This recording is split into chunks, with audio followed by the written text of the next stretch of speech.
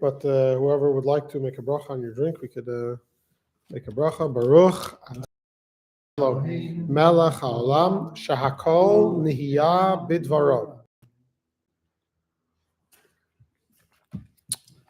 Okay. I was so happy when you said that for the blessing for the Torah, for study, Yeah, that you only had to do it once a day. I thought every time you were supposed to do it, Yeah. because we used to do it at the synagogue, we used to, Well, because you probably didn't do it in the morning. well, now I do. Okay, so they tell the story of let's turn this off. I apologize. Give me a second. There we go. They tell the story of a Jew who had an inn, and in those days, the inn you rented from the local squire, the Polish squire, and at the end of the month you had to pay, and if you didn't, you were in trouble. Anyhow, there's a Jew, he has an inn, and he pays every month, but after a couple of years, he realizes a miscalculation in the books, and he realizes he underpaid the squire by a little bit every month. The squire didn't realize it, but he was worried that what happens if one day the squire figures out of his mistake, he'll be in deep trouble. On the other hand, if he goes to the squire to tell him he made a mistake, he might be in trouble also. So he goes to his Rebbe to ask for advice. So the Rebbe says, don't worry, you don't do anything. The squire will never figure it out. He says, why? He says, the squire doesn't pray. He says, what's the connection? So he said, when did you figure out that there was a miscalculation? Probably Jews, when they're praying and their mind wanders and they start thinking of all the issues and all the problems, he says the squire doesn't pray. His mind doesn't wander to things that are irrelevant. I got a few laughs. That means that it's relatable. So there is a concept that's spoken about a lot by religious Jews, davening, and that is religious, not because religious, but by Jews that daven, and that is, there's something else. There's someone who's told me that there was someone who converted to Judaism, and for years before they converted, they would come every day to shul and daven. At one point, they switched over and they wanted to convert. At the beginning, they weren't, Anyhow, they convert after a couple-year process, and a few months later, the guy comes to the rabbi all worried. He's not sure what happened. He's like losing interest, like his mind is wandering more than ever in prayer. So he says, "No, I know you're Jewish." In other words, if you're praying and you don't have to, so you're doing it because you want to. But once you're praying and you have to, so then your mind starts to wander. So the question is, and there's two types. So there's a concept known by people that pray of machshavot zarot, which means foreign thoughts. Now there are two types of foreign thoughts. One is foreign to the prayer. In other words, you're praying and thinking about God, and your mind starts thinking about the Tanya class, or about the JLI class, or about the Parsha class. So that's not foreign. There's nothing wrong with those thoughts. It's just not. It's not the time for it. But then there are foreign thoughts that are foreign to the way a moral person should think. Thoughts of jealousy, thoughts of you realize there's a good way to get back at the person who hurt you. You come up with a good idea of how to get back at them. That's not a good thought to have, period, let alone during prayer. So before we deal with, so the last couple chapters we dealt with how to deal with thoughts that bother you, negative thoughts that come into you from sins, any sinful thoughts or any negative thoughts that enter you because of sins you've done in the past. Okay, and we learned how to deal with those then in the last couple chapters. But now we're dealing with thoughts that come to you, negative thoughts that come to you during prayer. First of all, is it possible to even control them? And if yes, how do you do it? So the first question is it possible to control your thoughts? I don't think so. No. Okay. They just sort of come. Yeah. So we learned about this in chapter 12 in Tanya a little bit, where we distinguished between and we discussed this the last week in JLI and Tuesday night, that there's a difference between last couple of weeks. There's a difference between the person's essence and their garments. Yeah, the essence of the person is very difficult for the average person to change. If you were created an anxious person, a jealous person, a kind person, a disciplined person, it's very hard to change. You can change behavior, but it's very hard to change who you are. What you can control and change are the garments. What are the garments? Thought, speech, and action. Now, action is the easiest because it's the furthest from the person. It's the most disconnected from the person. Speech is a little more difficult because usually you speak what you're thinking, and thinking is a lot more connected to who you are. So it's a lot more difficult to speak nonsense than to do nonsense. Very easy to do nonsensical things. But if someone asks you, oh, explain what you just did, you're going to have a hard time. You're going to be embarrassed. How can I even explain that? How can I even justify that? Even if right? It's very hard to speak that. And thoughts are even more difficult. But even though they're difficult to control entirely, it is possible because at the end of the day, it is a garment. It is something you have control over. Now, there is one thing we don't have control over, and that is the thought process. In other words, the fact that you're thinking, that you can't control. You can control doing. I can stand still and not do a thing. I could keep my mouth shut and not say a word for the next year. I can control it.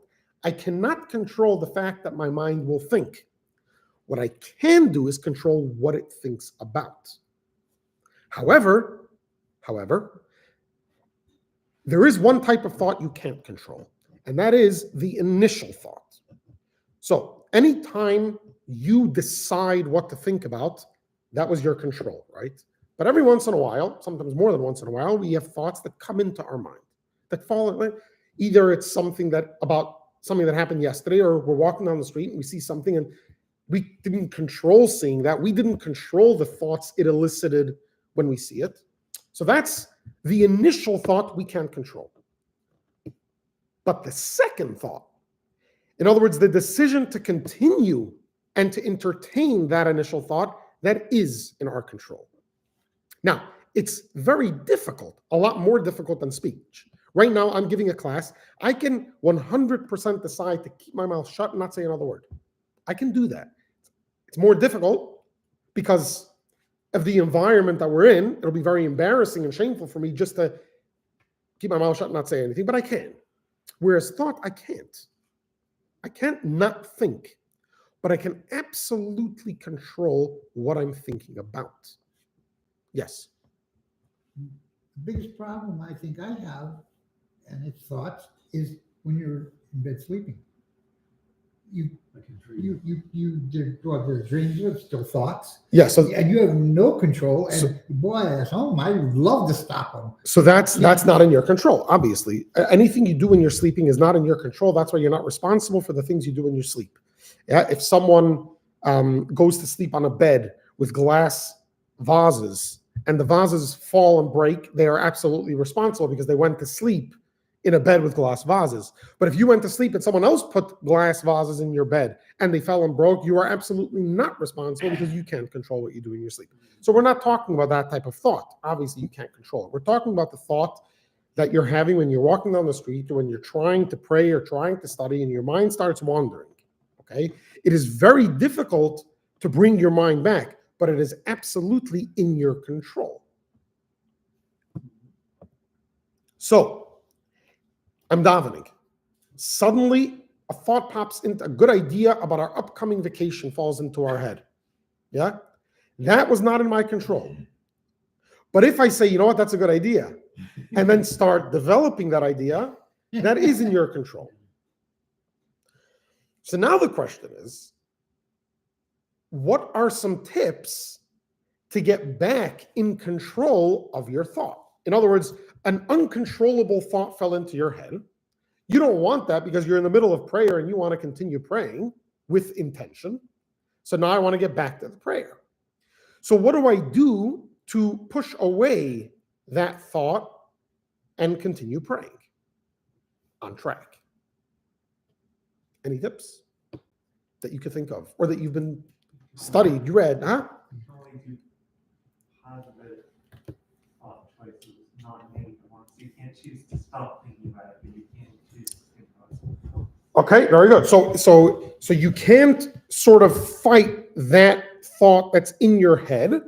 It's very difficult to push out a thought, but what you can do is have another thought handy and choose to think about the thought on prayer. Okay, It's like a redirection. a redirection, right? Very good. One of the tips that was often given to help in that redirection is to look inside the siddur when you're praying. For many people, this is obvious. How can you not look in the siddur when you're praying? But for someone who prays 3 times a day, all their life, and they know the prayer by heart, it's very difficult to read each word from inside the siddur. Very often you'll find your eyes wandering and you're still saying the words. Right. It's very difficult to read the words that you've been reading 3 times a day for years and that you know fluently by heart. Very difficult to read it from the siddur. But if you do, it helps you focus on it. And it helps you bring your focus back from when your mind wanders. So there are a few different tips that have been given by great Jewish sages throughout the generations. One of them is in the Shulchan Aruch, in the Code of Jewish Law, from the Alter Rebbe, and in the Siddur. He says, if another thought comes into your mind during the prayer, you should stop praying, wait till the thought goes away, and then continue praying. Right? Just like, and there's a whole chapter in the Code of Jewish Law about this, where you're allowed to pray. If you were walking down the street praying, or you're praying in the house, and suddenly the 2-year-old has a dirty diaper running around, you can't continue praying. You have to stop and move it out of the room. Yeah, there are certain scenarios. If it smells, suddenly you're walking, you're driving down the street. I don't know if you know Kedzie and McCormick. There's a water. When you drive by there, sometimes the window's open in the summer. Sometimes it smells really bad. If you're saying words of Torah, you can't say words of Torah there. It smells bad. So just like you can't pray in certain places, you can't pray in certain circumstances. If your mind isn't thinking about the prayer, so stop, wait till the passing thought passes, and then continue.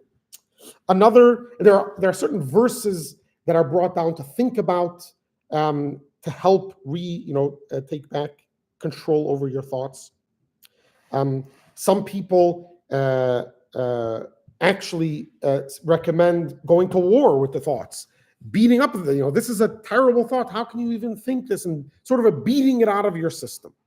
Here, the Alter Rebbe takes a different approach, and he says, just take your mind off of it. Oh, yeah.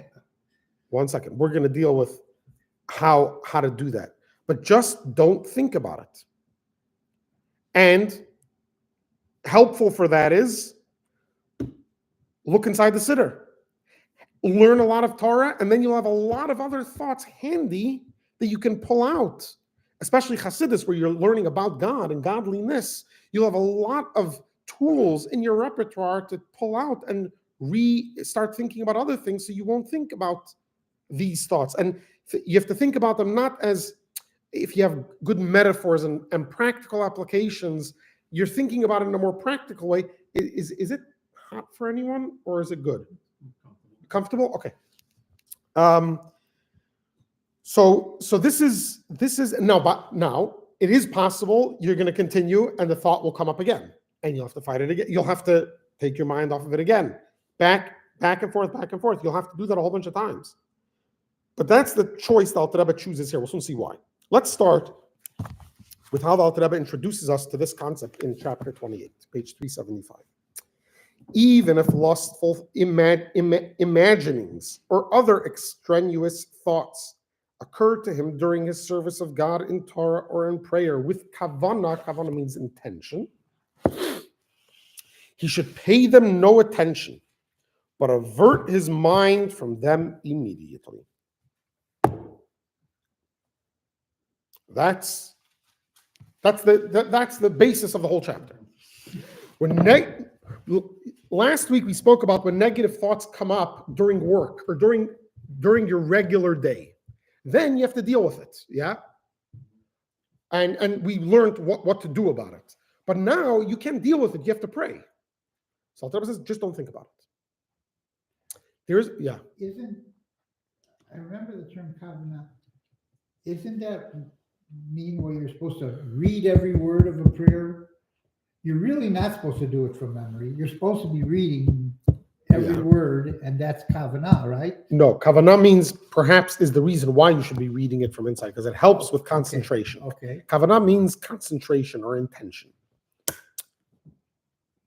Right? It says if you do a mitzvah without kavanah, it's like a body without a soul. So if you do a mitzvah and you're not thinking about what you're doing, it's like a body. You did the mitzvah, it's a body, but it's lifeless. So you could put on tefillin and not even be thinking about it. You're just thinking about trying to get to the next thing. So you did the mitzvah, but it's a lifeless mitzvah. So kavanah is the intent, the what's in your mind while you're reading the words. Giving it more meaning and like you say, intention. Intention. And focusing on what you're doing as opposed to mindlessly reciting it. Yeah. There's a Kavanah is Hebrew, right? yes, Not Yiddish. yes, that's Hebrew. There is a story where the Magid of Mezrich, he was the Alter Rebbe's teacher, the successor of the Baal Shem Tov. He once took his students on a trip. They were traveling, and came time to daven. So they went into an inn to daven, and they come in, and there's a whole bunch of drunk peasants partying over there. It's too loud and noisy. So they go to the next place. They're going from place to place. And finally, it's getting late. They have to daven. They can't find the quiet spots. So the Maggid says, we're going into one of the inns, and we're just going to daven. We're going to have to focus. So they go in. There's a lot of noise, a lot of drunkenness around. And he keeps on urging on the students just to focus on the davening. And as the davening goes on, the noises quiet down. And when it comes time to the Amidah, it's absolutely quiet. That was the trip. The Maggid didn't say anything. Later on, the Maggid once spoke about this trip and explained what happened. He said that every morning when you wake up in the morning to daven, your mind is full of all the things that that are left over from yesterday, from your sleep, from your dreams, all the plans for the day. There's a lot of noisy thoughts in your mind. And what do I have to do to pray? I have to recognize I'm not going to find the quiet place. My mind is going to be full of thoughts. You focus on the prayer, and the more you focus on the prayer, the quieter those thoughts will be, and they'll dissipate. Okay. So there is another approach that's brought down by the Maggid of Mezrich that the Alter Rebbe now is going to entirely negate. Now, it is a valid approach. So the Alter Rebbe will tell us who the approach is for. But one thing is for sure, the approach is not for us. And let's explain. So, what we've been discussing throughout Tanya at this last course, that the person is divided into two. Well, no, the person is one, but what we think about the person is divided into two: the person and his behaviors. Yeah. So there's the essence of the person. There are 10 faculties: intellectual and emotional. And then there are the garments that bring that intellect and emotion into practice, right? So in my mind, I love a person. If I keep it there, they'll never know, and nothing will ever happen. So I have to act on it. First, I have to think about it. Then I have to speak. I have to tell the person I love them. And then I have to do something that's a show of the love. So there's a difference between the person and the garments. So now, anytime I have a thought, because the thought is a garment, that thought is expressing something inside of me. Okay, it could be a pure thought, it could be an immoral thought. It's not that the immorality or the purity is from inside, but it's the thought that I'm having, the type of thought that I'm having is expressing part of my soul. So let's say I start thinking about this delicious, I'm walking by a restaurant, I smell an aroma, and right away my mind starts thinking and is all engrossed in how to get this delicacy, how to get this taste. So I have to identify where in my soul this thought is coming from. So there are 10 faculties, but generally speaking, we have two sides, chesed and gevura, right? Love and fear. Which side is this coming from? Chesed, love, right? I want it. I want it. I want to be close to it. I want to have it. Once I identify that this thought comes from chesed, now let me translate it. Let me convert it to a godly chesed. Let me start thinking about not how good the steak is, how good God is, how good the mitzvah is, how good Torah is, and try to be. In other words, right now I am experiencing chesed. It's manifesting itself in my thoughts, but it's coming from the animal soul, right? Let me convert that. Let me use the thought. I'm not going to fight it. I'm just going to use it to express chesed of the godly soul. It's much easier to transition from the same type of thought, even if it's something else. Yeah. So if I'm feeling vengeful to someone and I want to feel kind, it's very difficult to turn from vengeful to kind. But what's easier is if I'm feeling vengeful towards someone, I could turn that into vengeful for God. So now I'm going to hate something that opposes God. I'm going to hate something that distracts me from doing a mitzvah or that's bothering me from studying Torah. That's a good hate. It's not. It's right. It's a negative emotion. Why? That comes from fear. I'm scared. So why am I hateful towards someone else? I'm scared of the damage they may do to me, the hurt they may cause me. Why? Fear of heaven is I'm scared of losing the connection with God. So I'm going right. So it's the same type. It's much easier to switch from one emotion, one expression of the emotion to another expression of that emotion, as opposed to changing emotions entirely. Does the fear come from the Gevurah side? Yeah. Okay. So what I'm thinking of, maybe easier, is thinking of, the initial thought comes from the animal soul, and we're elevating and still staying in that same sphere to the godly side. Yeah, so we're it's almost like parallel. Instead of going up or down, we're going parallel. So there's the chesed or gevura of the animal soul, chesed and gevura of the godly soul. So instead of trying to push it up or down, just transfer the thought to the parallel attribute in the other soul. Because the JI, we have the right side, the human, and then the godly. We just go from one side to the other. Yeah. But on that same level. Yeah. Okay. This is called an elevation of the midot, of the emotions. Why? Because you're sticking with the same emotion, but you're sort of elevating the emotion because you're making it pure. You're purifying the emotion, right? This looks like a beautiful thing to do. Yeah. It seems like it should be fairly simple. Fairly You're not simple. raising anything, you're just moving. And not forward. only fairly simple, it should be fairly practical, and it should be something that Alter Rebbe should choose to incorporate in his ideas of how to get rid of these negative emotions, negative feelings. And he's also a student of the Maggid of Mezrich, who shared this thought, which comes from the Baal Shem Tov. He's a disciple of the Baal Shem Tov. So not only does Alter Rebbe say that you shouldn't do this, Alter Rebbe calls you a fool if you adopt it. How? Why? By the way, being a fool is the worst thing that a chassid, that we tell a chassid that he's a fool. It's the worst thing. Why? What is a fool? A fool, and what's the whole Tanya? The whole Tanya is basically don't be a fool. In other words, the Tanya is who you are, not who you think you are. You think you're one person that's torn between two. You're not authentic because one day I'm godly, one day I'm not. Who am I? The Alter Rebbe says, recognize you're not one person that's split. You're two people. You have two souls.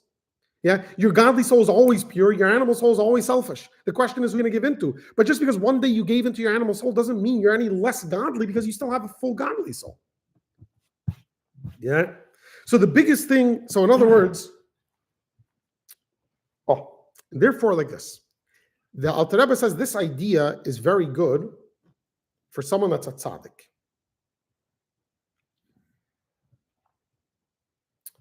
Why?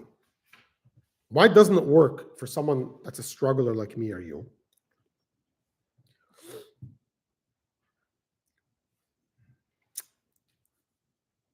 When we say foreign thoughts, are those thoughts really foreign to me? All these thoughts that come up during prayer, are they really foreign to me? Usually not. In other words, they're thoughts that I get all the time. I relate to them. They're not, sort of out of this world, out of my world. They're really part of my world. It's just right now I don't want them, but they are part of my world. So if I start fighting with them, what's going to happen? Nothing good. If you're in the mud and you start struggling, what happens? Sink deeper. You sink deeper, right? Why? Why? Because you're giving it legitimacy almost by fighting with it. What do you have, right? Because you're saying you're something to contend with. What do you have to do? You have to ask someone else to come and just pull you out, and then it's very simple. Just pulls you straight out. It's not even a fight, because what's mud compared to a person? But if you hit it, if you legitimize it, then it becomes a contender and you start sinking deeper. So these foreign thoughts that are coming into my mind, if I'm going to start thinking, where does this thought come from? And because the thought came from me, because I'm capable of this thought, I'm contending with it, I'm legitimizing it to some degree. I'm legitimizing its existence. And therefore, it is possible that it'll just pull me down deeper into the mud. So just like Alter Rebbe wants to tell us what we are capable of, Tanya is all about telling us what we're not capable of. Right? Alter Rebbe told us in the beginning of Tanya, we are capable of controlling our minds, and our minds control our hearts. What we're not capable of is changing our hearts. We can control the garments, the expression of the heart. We cannot change the heart. We're not capable of that. So why is this a good approach for tzaddikim? We learned about this a little last week. Last week we learned about iskafia and ishapcha, right? Ishapcha means to transform, to convert. And iskafia, what did we translate iskafia as? Subdue, right? To subdue. A struggler like us, we can subdue our negative emotions, our negative ideas. A tzaddik can transform them. And Alter Rebbe tells us here why.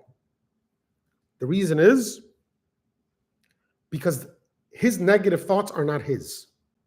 A tzaddik isn't capable of having negative thoughts. He doesn't have an evil inclination. He doesn't have an animal soul that's animalistic. So how does a tzaddik get negative thoughts? Huh? Right. In other words, someone came and shared his issues with the tzaddik asking for advice. Now the tzaddik has to identify with negative thoughts because he has to help the person figure out how to get rid of them. So now this other person's negative thoughts have entered the tzaddik. The tzaddik can purify those negative thoughts because the tzaddik isn't struggling with them. The tzaddik doesn't have that struggle. They're not his. He can, just like you can read every book on therapy, you can be the biggest therapist. If you have issues, you need a therapist to deal with it, right? You can be the biggest doctor. When you need a surgery, you can't operate on yourself. You need a doctor to operate on you, right? So if you're a tzaddik and the negative thoughts that enter your mind are someone else's, you can change them. But for the average person, the negative thoughts that enter our minds are ours. We can't change those. However, removing my mind from it, that's iskafia. That's subduing it. That I can do. It's difficult. It's going to be never ending. I'm going to have to deal with this all my life. It might get a little easier at times. Certain thoughts might get a little easier to deal with at times. But I'm going to have to contend with it for the rest of my life. But I'm a struggler. That's how God created me. That's my purpose, to struggle. So the first thing Alter Rebbe tells us is what to do, and that is pay no attention. Then he continues, the bottom here, the second to last paragraph, nor should he be so foolish as to engage in sublimation of the midot, right? That's sort of to elevate the midot, the emotions, the faculties of the extraneous thought, as is known that one can overcome extraneous thoughts by elevating their source. So we know that this is possible. Don't think it's for the Beinoni. This is not for the Beinoni. Why? For such things were intended only for tzaddikim, in whom there do not occur any evil thoughts or of their own evil midot, but only from the midot of others. But as for one, in other words, a Beinoni, a struggler, to whom there occurs an evil thought of his own, from the evil that is lodged in the left part of his heart. In other words, the evil midot of the animal soul. Remember, evil doesn't mean monstrous, it means selfish. How can he raise it up to the spiritual realm when he himself is bound below by his desire for the material? So you're fooling yourself if you think you can deal with these negative thoughts. Just don't think about it. Take your mind off of it. Think about something else. Think about the davening.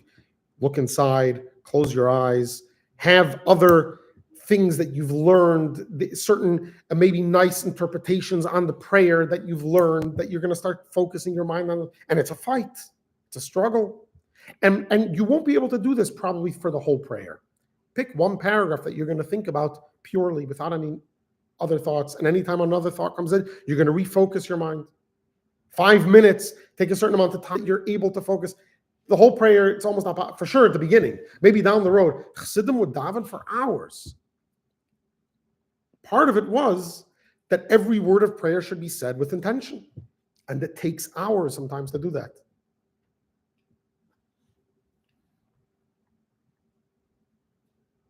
They say about the fourth Lubavitcher Rebbe, Rebbe Maharash, that after Yechidus is when the Rebbe has a private audience with a chassid.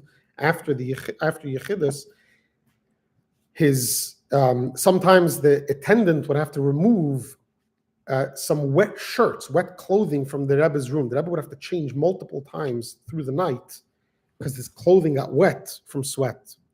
Someone once asked him why he sweats so much during Yechidus. In other words, during the day, it wasn't such a problem. Why he sweats so much? So he explained that when a chassid comes into his room and pours out his heart about his challenges, so in order for the Rebbe to relate to him, the Rebbe has to take off his clothing and put on chassid's clothing. It doesn't mean physical clothing. But once he relates to the chassid, why does the chassid doesn't want empathy. Why does the chassid come and pour out his heart to the Rebbe? He wants solutions. He wants solutions. He wants advice. So the Rebbe now has to change out of the chassid's garment and into his garments to figure out a solution for this chassid. Once he finds a solution, if he tells the chassid the solution as a Rebbe, it's not relatable. So again, he has to take off his garments and put on the chassid's garments to give over the advice in a relatable way. And then when he's done and the next person comes in, if he's still wearing the first chassid's garments, why is the next chassid coming to him? So he has to get out and go into the Rebbe garments again. And it's actually exhausting. And we know this, right? If I have to focus on something, I can physically sweat from it. If you have to focus your mind for hours on end, moving identities almost to try to relate to someone else, it's very, very exhausting. But a Rebbe can do that. A Rebbe can take off his garments and put on someone else's garments. A Beinoni can't. So for a Beinoni to convince himself, I'm going to be able to take the garment that's right now on the animal soul and put it to the godly soul because I figured out which midah this comes from, and I'm going to transfer it to the godly emotion, it's not going to work. You might figure it out once or twice. It's not something that you should waste your time on because you're just going to, it's not just a waste of time. It could even pull you down more because you're struggling with negativity.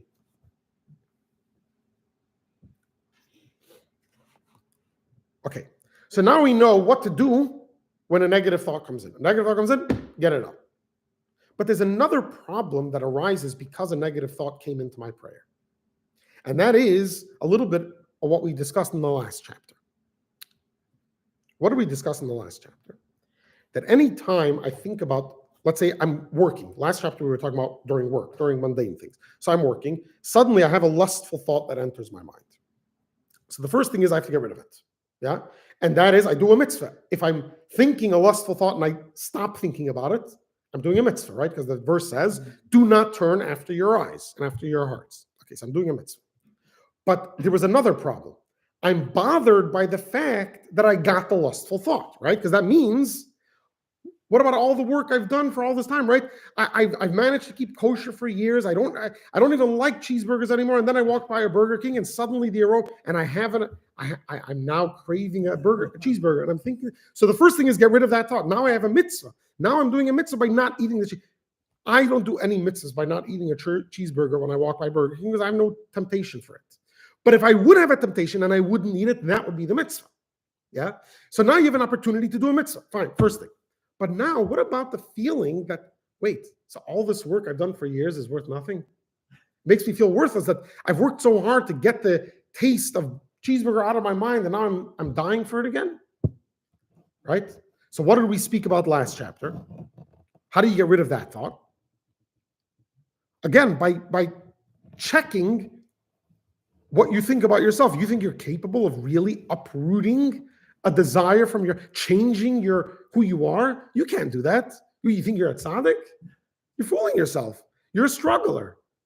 Don't ever expect to get rid of these lustful desires. You can hope to quiet them down from time to time, maybe even for a long time. Remember we learned in chapter 1, Rabbah said he was a Beinoni. Rabbah hadn't had a negative thought in years. But that's because he was constantly learning so much that the angel of death couldn't kill him. But if he would have stopped for one moment, he wasn't sure if those lustful thoughts would come back to his mind. He had no idea. He never stopped. But if he would have stopped, how do you know? You have to stop. A tzaddik doesn't stop. But even a Beinoni could not stop. A Beinoni could pray his entire life and never have a negative thought. But that doesn't mean he's not a Beinoni. Because if he would stop praying, the negative thoughts would come back. So the same thing here. I have these negative thoughts that come into my head during davening. So the first thing is, get rid of the negative thoughts. But wait, can't that make me sad and depressed, the fact that they're even coming into my mind?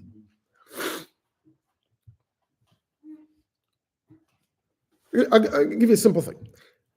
You're davening. We're choosing davening, but really this is Torah study also, because the same thing, right? Let's choose davening.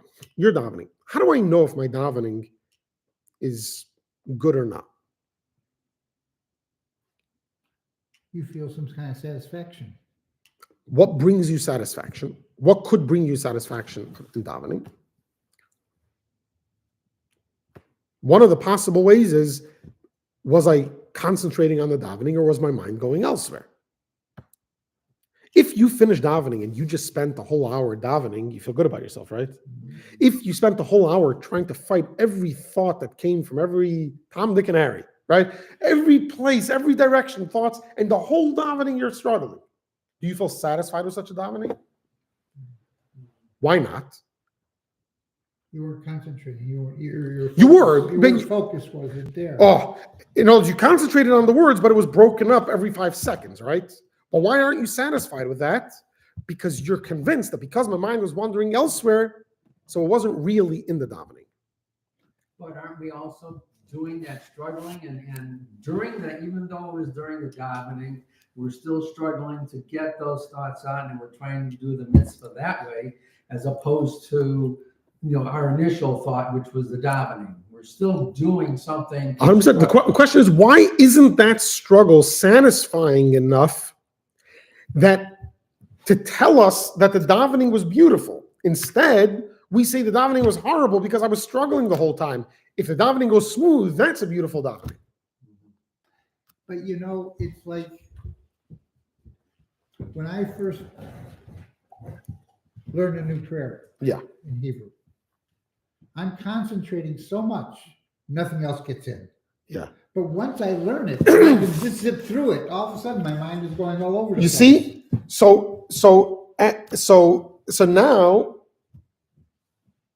now the question is, how do you get rid of that negative emotion that's created by the fact that you have to struggle now?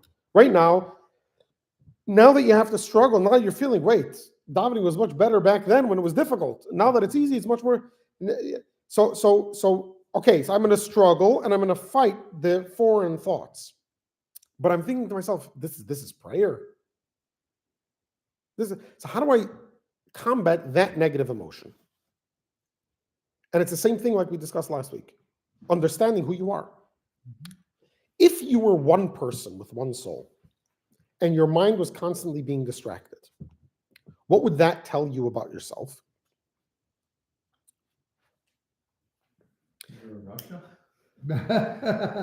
Even if it wouldn't tell you that you're a Russia, what it would tell you is that when I concentrate fully on davening, then I'm davening.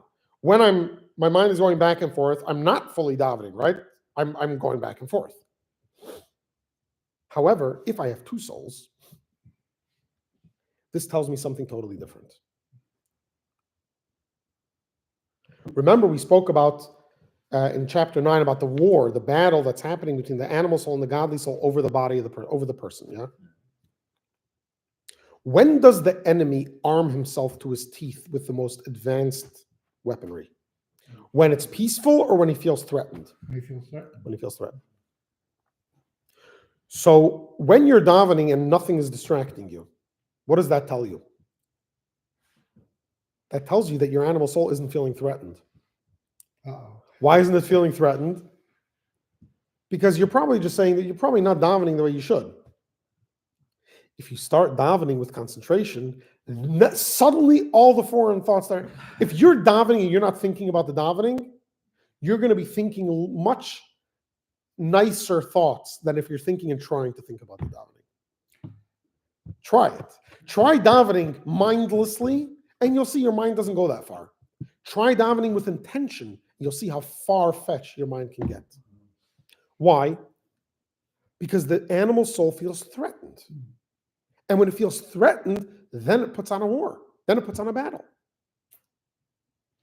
You know, it's when you spent your whole life where in research, it's what comes into your mind while you're doing something that is your creativity, and that's the most important part. Yeah. Not what you're doing, but what comes into your mind because of what you're doing. Okay? Yeah. Well, then you come here and start davening, okay? You're changing your whole way of life. And it's very difficult to block out things because those were your greatest things at one point. 100%. No one's saying it's easy. No one's saying, but what we're saying is it's not meant to be easy. In other words, why are you upset when something is difficult? You weren't upset when it was difficult to go to school to prepare for your job, for your PhD. You weren't upset when it was difficult to go to work in the morning one day because you weren't feeling up to it when you knew your paycheck was coming at the end of the month. You weren't upset about that, even though it was very hard work. Why weren't you upset about it? Because you weren't expecting it to be easy. You were expecting it to be difficult. The problem is because we are not Tanya trained and we think of ourselves as one person torn between two voices, so we expect to follow the good voice. We expect. And so if it doesn't go as planned, we feel broken and torn and pointless and directionless and hopeless. Because we don't realize that it's meant to be difficult. We are strugglers. The moment we realize that it's not meant to be simple, we don't feel as depressed about it. We don't feel as broken about it. Just like you don't feel broke. You know, when you get married at the very beginning, and beginning could be many things. It could be 1 year, it could be 10 years, it could be 20 years. Until you figure out marriage, it could be very disheartening when there are troubles in the marriage. Because you're expecting it to be all beautiful. The moment you accept that there will be challenges and struggles, then it's a breeze. It doesn't mean it's always lovey-dovey, but not every negative thing that comes up doesn't threaten the whole marriage, doesn't threaten your whole perception of the marriage. Maybe that's why, and I just take a personal thing, when I like film, I'm still at a stage where I have to concentrate because I can't get it right if I don't concentrate. Yeah. But for that brief period of time, there's no outside thoughts because I'm so intent on getting it right. There's no outside thoughts, and I feel very calm. But because you're hyper focused on it. The minute you're stop being hyper focused on it, you'll see all the thoughts that come in, and then you'll have a struggle to fight them.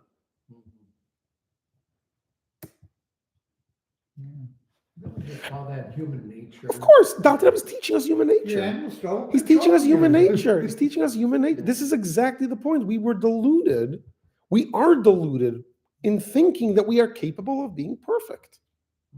We're not. We're capable of acting perfect. That we are. We're capable of speaking perfect. That we are. We are capable of thinking perfect beyond thought number one that falls into your mind. What we're not capable of is being perfect. In other words, feeling perfect. That we're not capable of. We're not, and we never will be capable. It's not a goal. Just like it's not a goal for most people to become multi-billionaires. It's not even a goal. You're not sad that you're not a multi-billionaire. You might be sad that you're not a millionaire, because that is something that the average person with the right tools and the right discipline maybe is more possible. So therefore you feel it's possible for you, even though it may never have been possible for you, but you feel it's possible for you. And therefore you feel sad. You don't feel sad that you don't have $1 billion. Why? Because you don't even think that's a possibility for you. We think we feel defeated when we're not perfect because we think we're capable of being perfect. But if you don't feel you're capable of that, then you don't feel bad by not achieving. Do you feel bad that you're not an astronaut? No. No. Why not? Because I never wanted to be. But why didn't you want to be? Because you knew the chances. The chances were you weren't going to be. Right. Yeah, that's probably it. So why you don't feel bad about it? You feel bad about the things that you at least thought you're capable of doing. You feel bad you weren't the parent you thought you were capable of being. Right? You don't feel bad that you weren't the perfect person. You feel bad you weren't the parent you thought. Now, part of life is to realize maybe you weren't really capable of being that parent. And by the way, maybe you did fail. Maybe you could have been a better parent and you weren't. That is a possibility. And you have to deal with it. And you can fix it. But you have to identify, was that expectation realistic or not? And if it wasn't realistic, you will stop feeling better. Part of thing that helps most people in life getting over depression, these things, is realizing either it wasn't their fault. In other words, it wasn't something they did. Why does that change it? Who cares if it was my fault or not? If I'm depressed by the fact that I can't get my life together, who cares if it's my fault or not? Right? But because if it's my fault, then there's something wrong with me. If it's not my fault, there's nothing wrong with me. So why would I be depressed about it? So I'm davening. I have to get rid of this thought because I have to think about davening. Push it away. Concentrate on davening. Look inside the words. Think about the interpretation. Just hyper focus on the words. After davening, I'm going to start thinking, yeah, but that wasn't davening. The whole time I was busy fighting the animal soul. That's not davening. That's a war. That's not peacetime. I wasn't concentrating on I was being interrupted from talking to God every 2 seconds. Try speaking to someone that's being interrupted every 2 seconds. It's not a very pleasant conversation. So God didn't have a very pleasant conversation with me. I was being interrupted every 2 seconds. No, God created you as a struggler. He wants to have an interrupted conversation with you. If he wants an uninterrupted conversation, he would have gone speaking to the tzaddik. And the tzaddik speaks an uninterrupted conversation with God. Then you have a neurotypical child. That's what they call them today, right? That can hold their attention. Then you have the child that has a deficiency in attention, right? They can't hold their attention. Right? When you talk to a child that has ADD, right, that can't hold their attention, you don't expect to have a prolonged conversation with them. What do you expect to have? Bits and pieces. Bits and pieces. But you expect you expect interruptions. You're very happy that you can get in between those interruptions and have a conversation. You would think that a neurotypical person is obnoxious if you have that type of conversation with them. But if you expect a normal conversation with an ADD child, you're going to be very disappointed. You're going to be very frustrated. And if you're a teacher or a parent of one, you're going to beat yourself up over and over and over again. You're going to beat up the child over and over and over again. But when will you stop doing it? When you realize it's not possible. Don't do it. So don't expect it. Yeah. A question. Have you ever fasted? Not at Yom Kippur. You went through a day, you were so busy, you forgot to eat, and it comes the end of the day, you realize you fasted. Never? That could never happen. How many times have you gone to sleep and woken up and realized you fasted since before sunset the night before, and you wake up and you're not starving for breakfast? Happens all the time. To me, at least. How many times have you woken up Yom Kippur and felt not starving at all? Not thirsty at all? Every time. Right. But there's a reason why when you're told to do something, it's much more difficult than if you just do it by accident. Because there's nothing fighting. Yom Kippur in the morning, your animal soul, remember, your animal soul is your need for preservation. Your animal soul knows it can't eat for the next 12 hours, so it puts up a fight. A regular morning, the animal soul can eat whenever it wants.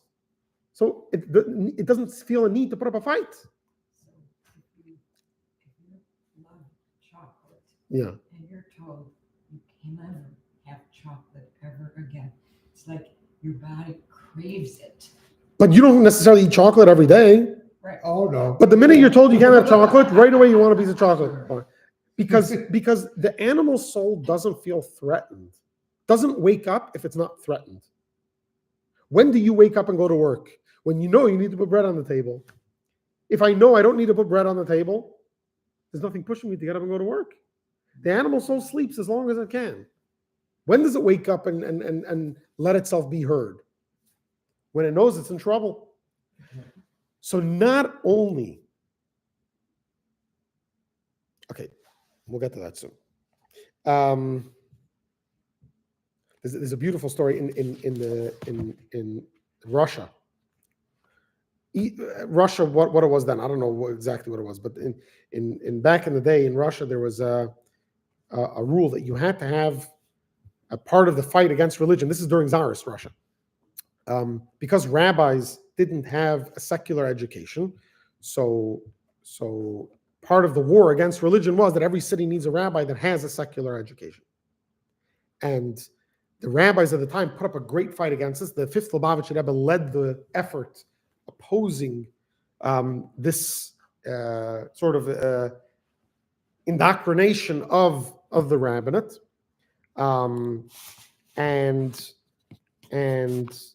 but the end was every city kept a rabbi, but also had to have, it was called basically a rabbi appointed by the government.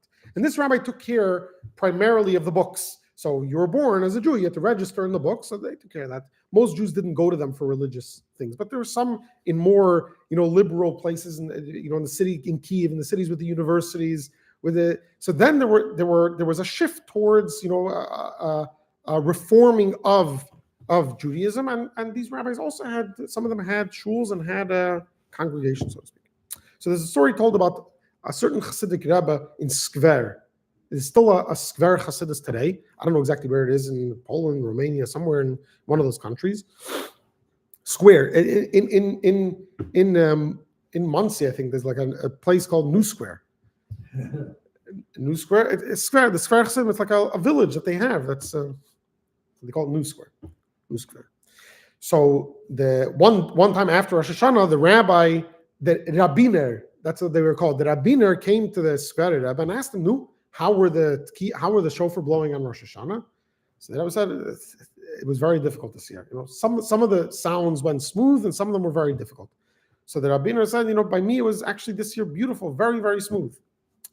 So the Rebbe turns to him and says, yeah, that's because a whole year you're not struggling with the Yetzer Hara, with the evil inclination. So he has nothing to come and fight you for. But we're struggling a whole year with the evil inclination. So he knows there's a war at hand. So he's coming to disturb the shofar blow. In other words, okay, so let's read. Okay, I thought we would finish the chapter, but this is a good conversation. So let's read a little bit inside. Should we read a little bit inside, or it's 11:30?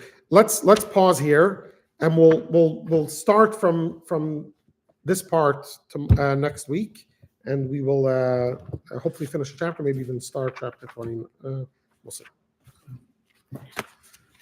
It's really half the chapter is the first few paragraphs, and the rest is it's a lengthy discussion within this topic that's going to finish the chapter basically. So it's not as